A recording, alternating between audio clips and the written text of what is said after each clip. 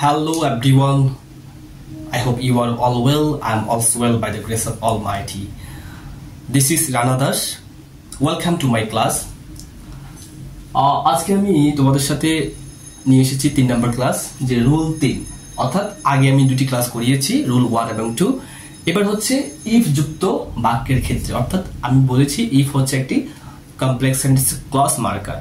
If সেন্টেন্সটি দেখলেই আমরা বুঝতে পারবো এটা হচ্ছে কমপ্লেক্স সেন্টেন্স। এই কমপ্লেক্স সেন্টেন্সে কিভাবে সিম্পল কিভাবে কম্পাউন্ড করব সেটা নিয়ে আমি আলোচনা করব। ওকে, আজকে যেটা আলোচনা করব সেটা হচ্ছে ইফ যুক্ত বাক্যটি হবে অ্যাফার্মেটিভ সেন্টেন্স। ওকে, মানে ইফ যুক্ত বাক্যটি যদি অ্যাফার্মেটিভ সেন্টেন্স হয় তখনই আমি এই রুলসটা করব। ওকে, তো ইফ যুক্ত বাক্যটি অ্যাফার্মেটিভ সেন্টেন্স হলে কিভাবে আমি কমপ্লেক্স থেকে সিম্পল করব সেটা আমি একটি এক্সাম্পল মাধ্যমে দেখা দিচ্ছি। ওকে,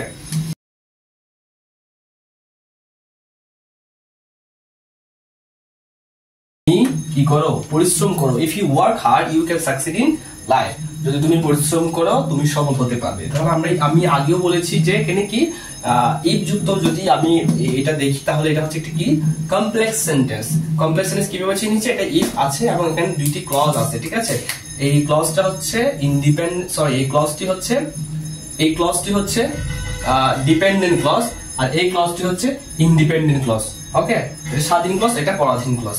তাহলে এই ইফ দিয়ে বুঝতে পেরেছি এটা একটা কমপ্লেক্স সেন্টেন্স। এটা থেকে কিভাবে আমি নেগেটিভ করব, সরি এটা থেকে কিভাবে আমি সিম্বল করব। ওকে, তাহলে ইফ যুক্ত বাক্যটি যদি অ্যাফার্মেটিভ সেন্টেন্স হয়, ইফ যুক্ত বাক্যটি যদি অ্যাফার্মেটিভ সেন্টেন্স হয় তাহলে আমি এটা কি করব? এটাকে আমি সিম্পল সেন্টেন্সে রূপান্তর করব, ঠিক আছে? তাহলে বাক্যটি কিন্তু অ্যাফার্মেটিভ সেন্টেন্স। ওকে, এখানে কোনো না বোধক অর্থ নেই, বুঝতে পেরেছি। ডোন্ট দেখলে বুঝতে পারছি এটা নেগেটিভ। ওকে, আচ্ছা, তাহলে এটা হচ্ছে অ্যাফার্মেটিভ সেন্টেন্স। এটাকে আমি কি করব? সিম্পল করব। সিম্পল কি করব? ইফ থেকে সাবজেক্ট পর্যন্ত উঠে যাবে, ইফ থেকে সাবজেক্ট পর্যন্ত উঠে যাবে। আমি এখন কি করব? সিম্পল করব, ঠিক আছে? ইফ থেকে সাবজেক্ট পর্যন্ত উঠে যাবে, সাবজেক্ট উঠে যাবে, উঠে দিয়ে কি বসাবো? By plus verb plus ING, অর্থাৎ বাই বসাবো, তারপরে ভার্বের সাথে আইএনজি বসাবো। বাই ওয়ার্কিং হার্ড, ঠিক আছে?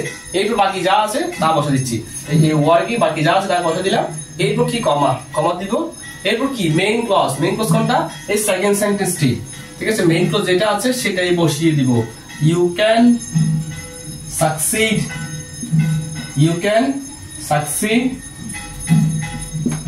In life.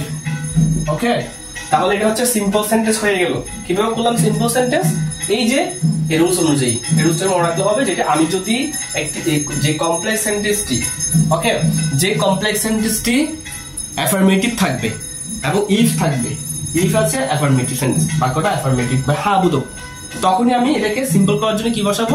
By plus verb plus ING. Just shortcut মনে রাখলে হবে যে by plus verb plus ING. আর বাকিগুলো তো আমরা সব সময় জানি যে এগুলো ইফ উঠে যায়, এগুলো উঠে যায়। তাহলে আমরা by plus verb plus ING বসাবো, ইফ প্লাস কি বসাবো? সাবজেক্ট বসাবো। ইফ থেকে সাবজেক্ট উঠে যাবে, by plus verb plus ING দিয়ে শুরু করব। ওকে, তো কম্পাউন্ড কিভাবে করব? কম্পাউন্ড করার সময় কম্পাউন্ড কোশ্চেন কি করব? ইফ উঠে যাবে, ইফ উঠাই দেওয়ার পর কি বসবে? Subject verb extension. তাহলে subject you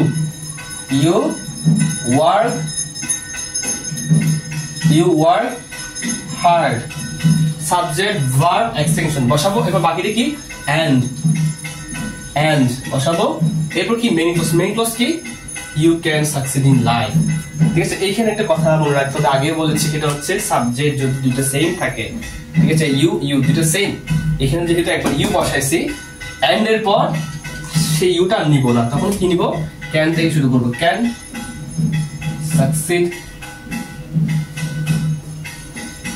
succeed in life. কি বললাম দেখো,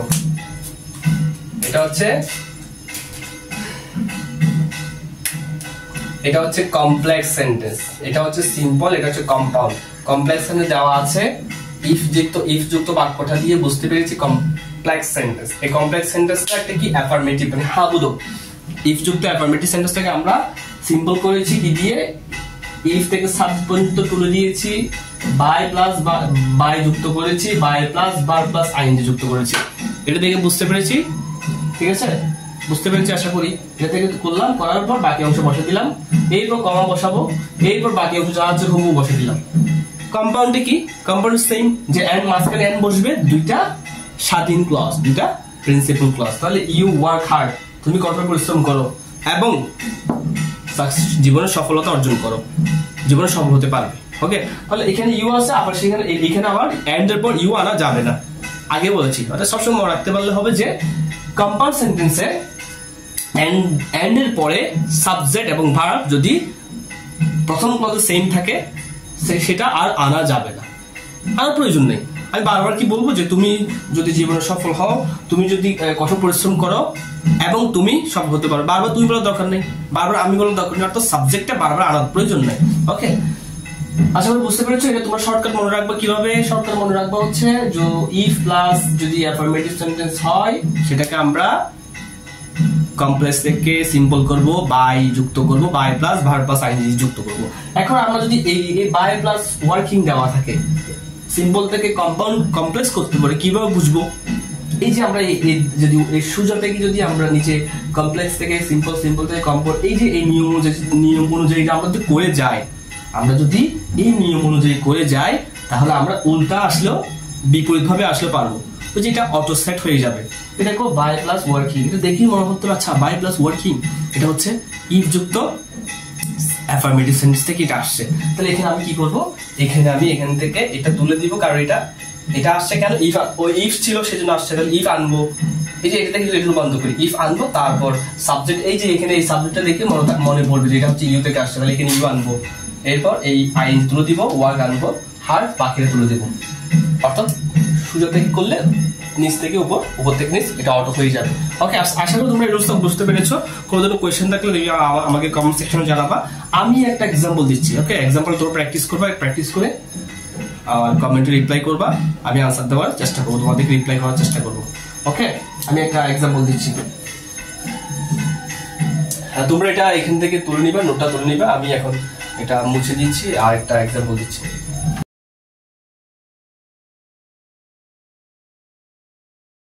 If you read more, you learn more. যদি তুমি বেশি করে পড়ো, যদি তুমি বেশি বেশি পড়ো, বেশি শিখতে পারবা।